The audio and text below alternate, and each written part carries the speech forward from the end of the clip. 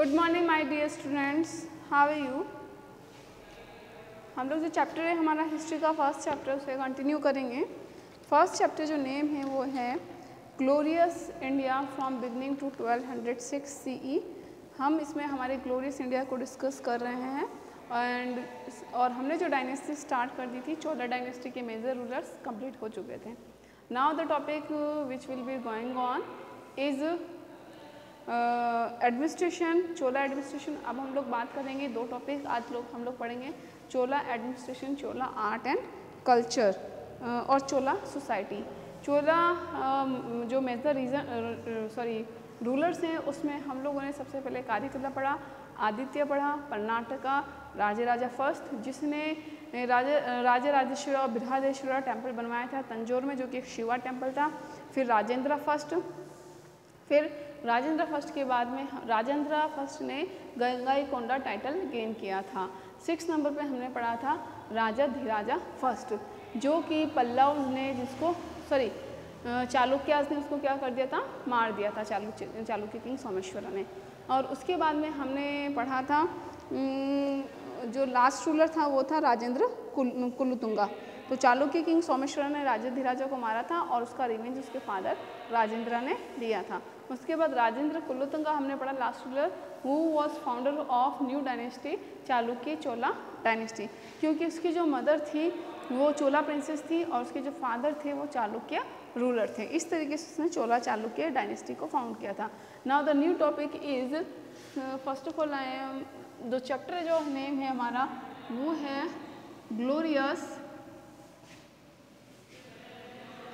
Glorious India from beginning to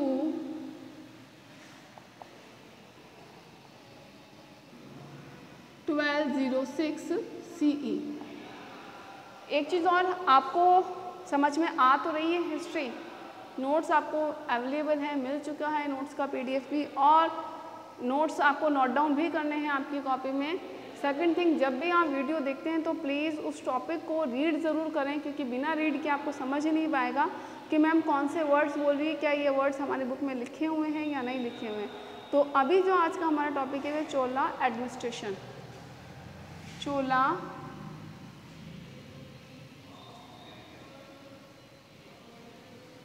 administration. Chola administration में हम लोग पढ़ेंगे कि चोला का जो एडमिनिस्ट्रेशन सिस्टम था वो किस तरीके पर था। जो चोला एडमिनिस्ट्रेशन था बेस्ड था वो ग्राम पंचायत पर बेस्ड था। किस पर आधारित था? ग्राम पंचायत सिस्टम पर बेस्ड था। जैसे कि हमने एडमिनिस्ट्रेशन किस का एडमिनिस्ट्रेशन पढ़ा था, मौर्य का एडमिनिस्ट्रेशन पढ़ा। उसके बाद में जो एडमिनिस्ट्रेशन हम लोग पढ़ रहे हैं, गुप्ता का एडमिनिस्ट्रेशन हमने नहीं पढ़ा था, गुप्ता का सिर्फ हमने अचीवमेंट्स और सोसाइटी ही पढ़ी थी। अब हम पढ़ने वाले हैं चोला एडमिनिस्ट्रेशन, पेज नंबर 20 पर है। प्लीज़ ओपन योर बुक और आपको रीड तो करना ही है। Chola administration was based on the gram panchayat system. ये जो एडमिनिस्ट्रेशन है किसके ऊपर बेस्ड था? Number 1 was based on gram panchayat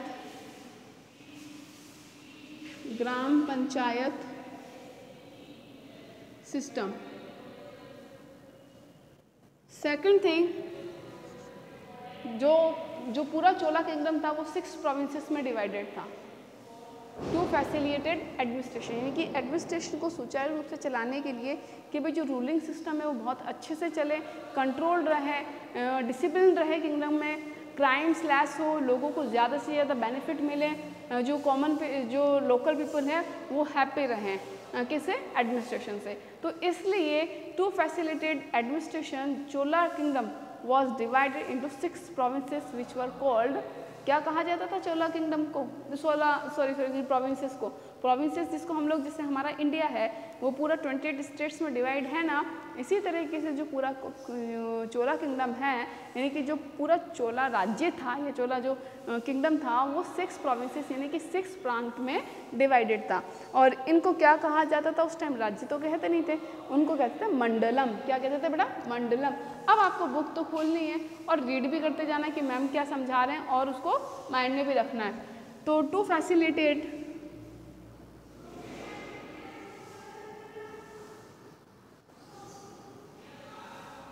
sorry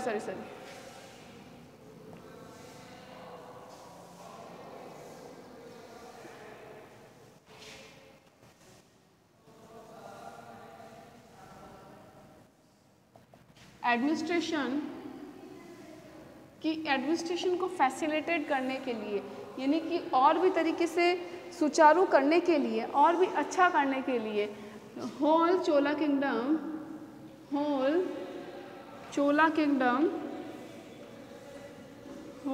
kingdom was divided into 6 provinces. जो पूरा चोला किंगडम था वो कितने प्रोविंसेस में डिवाइडेड था? 6 प्रोविंसेस में डिवाइडेड था। Divided into 6 provinces. प्रोविंसेस का मतलब होता है प्रांत। इन 6 प्रोविंसेस को क्या कहा, मतलब प्रोविंसेस को क्या कहा जाता था? मंडलम।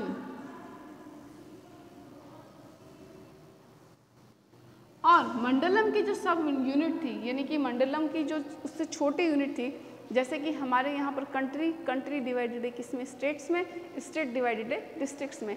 वैसे ही मंडलम की जो छोटी यूनिट थी, यानी कि मंडलम किस में डिवाइडेड थे? कोट्टम में। तो Kottam was sub unit of Mandalam. तो मंडलम की सब यूनिट कौन सी थी? कोट्टम थी। अच्छा, कोट्टम की सब यूनिट कौन सी थी? नाडू। नाडू की सब यूनिट थी कुर्रम।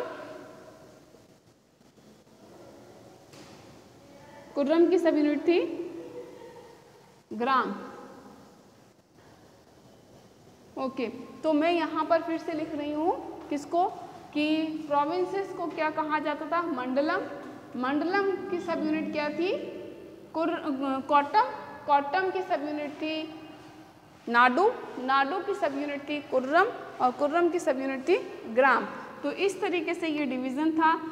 अंडरस्टूड? और समझ में आ गया बात कि हम लोगों को कैसे लिखना है कि to facilitate administration whole, to facilitate administration, whole Chola kingdom was divided into 6 provinces which were called Mandalam. और कोट्टम जो थी, Kottam was sub unit of Mandalam. Mandalam की सब यूनिट क्या थी? कोट्टम। अच्छा, उसके बाद में आता है कोट्टम की सब यूनिट कौन कौन सी थी? नाडू,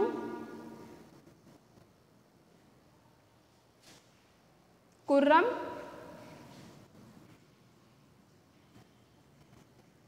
एंड ग्राम वर सब यूनिट्स ऑफ कोट्टम। ये सब तीनों की तीनों किसकी यूनिट थी? कोट्टम। अच्छा, gram panchayat was the smallest administrative unit. जो सबसे एडमिनिस्ट्रेटिव यूनिट थी वो कौन सी थी? ग्राम सभा। ये ग्राम पंचायत सिस्टम पर तो बेस्ड थी, लेकिन ग्राम सभा एडमिनिस्ट्रेशन की सबसे छोटी यूनिट थी। 5th नंबर पर the smallest unit, the smallest administrative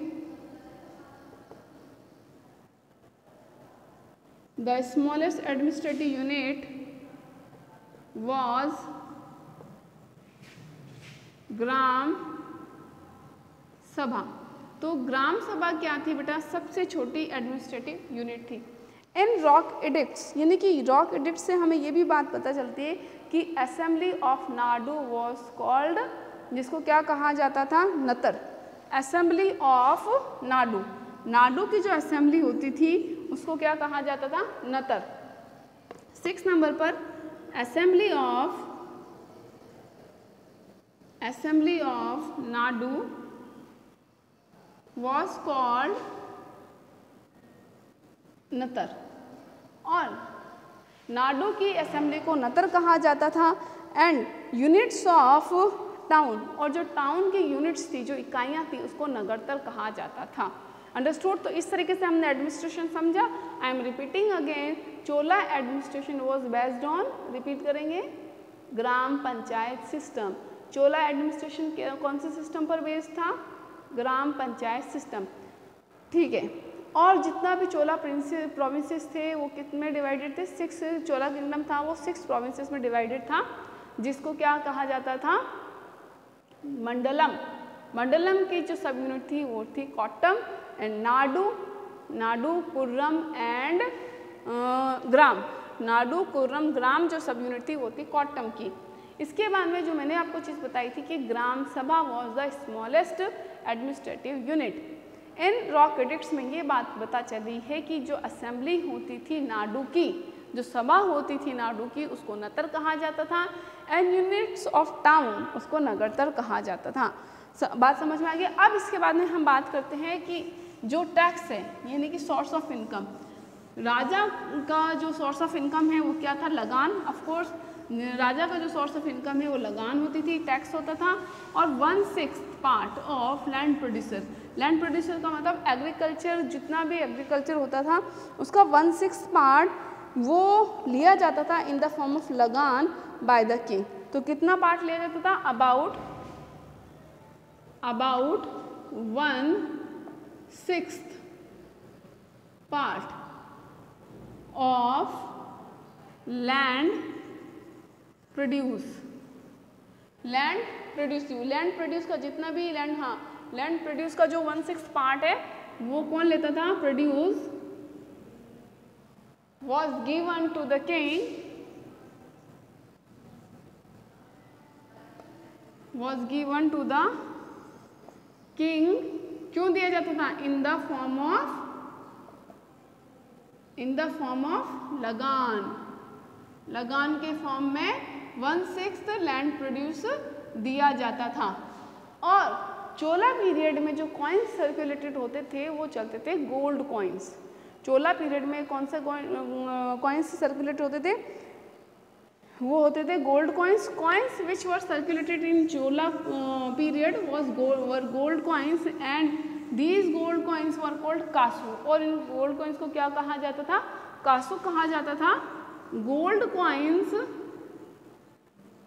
were called kasu. अब इससे क्या 1 मार्क का क्वेश्चन भी पुटअप होता है। What do you understand by kasu? Kasu से आप क्या समझते हो? अब हमने पूरा चैप्टर तो पढ़ लिया, बैक क्वेश्चन पढ़ लिए, अगर हमने एक लाइन ढंग से नहीं पढ़ी तो हमें कैसे आंसर दे पाएंगे? और इस बार जो है बोर्ड क्लासेस की जो रिस्पॉन्सिबिलिटी है वो खुद हमारे स्टूडेंट्स पर ही है। एंड ये वीडियोस आपके लिए बहुत हेल्पफुल भी हो सकते हैं और नोट्स जो हम लोग प्रोवाइड करवा रहे हैं। बट जो क्लास का एटमॉस्फेयर है आई थिंक वो तो आपको अब नहीं मिल पाएगा, और मिलेगा भी तो बहुत एंड ऑफ द ईयर, वो जो सेशन है उसके एंड में मिलेगा। तो तब तक तो काफ़ी सारा हम लोगों को, आप लोगों का जो टाइम है वो बीत चुका होगा। तो इस टाइम को प्लीज़ माय डियर स्टूडेंट्स आपको वेस्ट नहीं करना है। एंड एवरी डे आपको वही स्कूल टाइम की स्टडी करनी है आपके घर पर जितने घंटे आप लोग स्कूल आते थे। अंडरस्टूड? कि आपको वही अर्ली मॉर्निंग उठना है। अर्ली मॉर्निंग उठ करके एटलीस्ट 11-12 बजे तक तो आपको स्टडी करनी ही है, तभी आपको गुड मार्क्स आप लोग गुड मार्क्स अचीव कर सकते हैं। Gold coins, kasu, gold coins को क्या कहा जाता था? कासू। तो हम लोग इसका आंसर कैसे कहेंगे?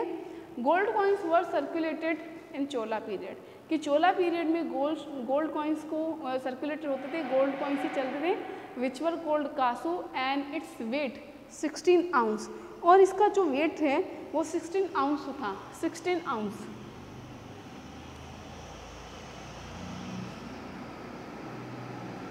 आउंस क्या है? एक यूनिट है वेट की, यानी कि तोल की एक यूनिट है। तो इसका जो वेट है वो 16 आउंस होता था। Along with massive military power Chola king also possesses a strong naval force. अब हम बात करें इनके मिलिट्री पावर की, कि इनके पास में मिलिट्री पावर होने के साथ साथ में चोला किंग के पास में नेवल फोर्स भी होती थी।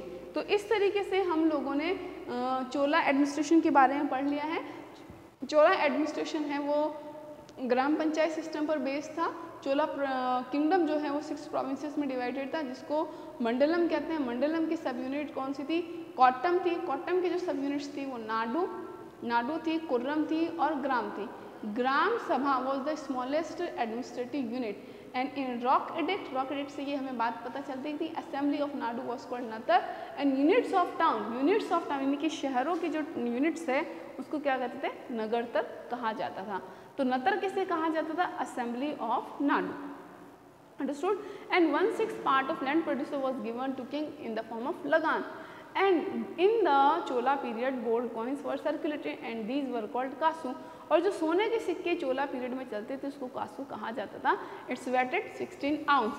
इन सब चीज़ों के अलावा जो किंग्स था उसके पास में ह्यूज मिलिट्री पावर थी as well as he possessed a strong naval power also. अब हम बात करते हैं चोला आर्ट के बारे में, यानी कि चोला कला। चोला आर्ट यानी कि चोला पीरियड के दौरान कौन कौन से टेम्पल्स बने हैं और during the construction of this temple which architectural style they adopted, कि कौन सी आर्किटेक्चरल स्टाइल उन्होंने अडोप्ट की थी। चोला आर्ट, चोला आर्ट हम लोग स्टार्ट करने वाले हैं। Chola promoted the architectural style of Pallavas, इन्होंने प्रमोट किया यानी कि बढ़ावा दिया कौन सी आर्किटेक्चरल स्टाइल को, पल्लव्स की, यानी कि पल्लव रूलर्स की जो आर्किटेक्चरल स्टाइल थी उनको इन्होंने क्या क्या प्रमोट किया। पहला, the Cholas promoted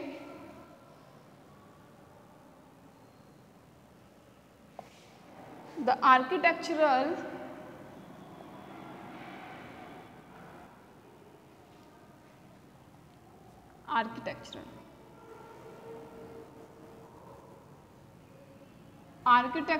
style of Pallavas. Pallavas की आर्किटेक्चरल स्टाइल को इन्होंने प्रमोट किया, उन्हीं को आगे बढ़ाया, उनकी आर्किटेक्चरल स्टाइल को इन्होंने अडॉप्ट किया। Various features of Dravidian architectural style of Chola are follows, यानी कि Dravidian architectural style, Dravidian architectural style को इन्होंने क्या क्या फॉलो किया, इन्होंने उसी को अपनाया था। तो various features of Dravidian architectural style, various features यानी कि बहुत सारी जो उनकी अच्छाइयाँ थी या बहुत सारे फीचर्स या उनकी जो खासियत थी द्रविडियन आर्किटेक्चरल स्टाइल को इन्होंने फॉलो किया। तो प्रमोट किसको किया, आर्किटेक्चरल स्टाइल ऑफ पल्लवास। इसके अलावा वेरियस फीचर्स ऑफ कौन सी आर्किटेक्चरल स्टाइल्स के वेरियस फीचर्स को इन्होंने अडॉप्ट किया, Dravidian architectural style.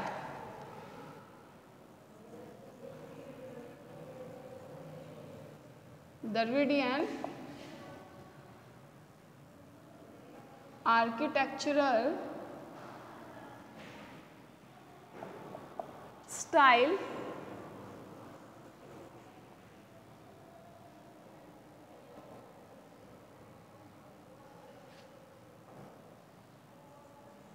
They adopted. तो इन्होंने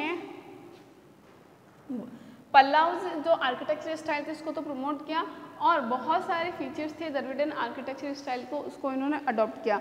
ये फीचर्स कौन से थे, ये फीचर्स थे क्वाड्रेट विमांस, क्वाड्रेट विमांस, मंडप, गोपुरम, large halls,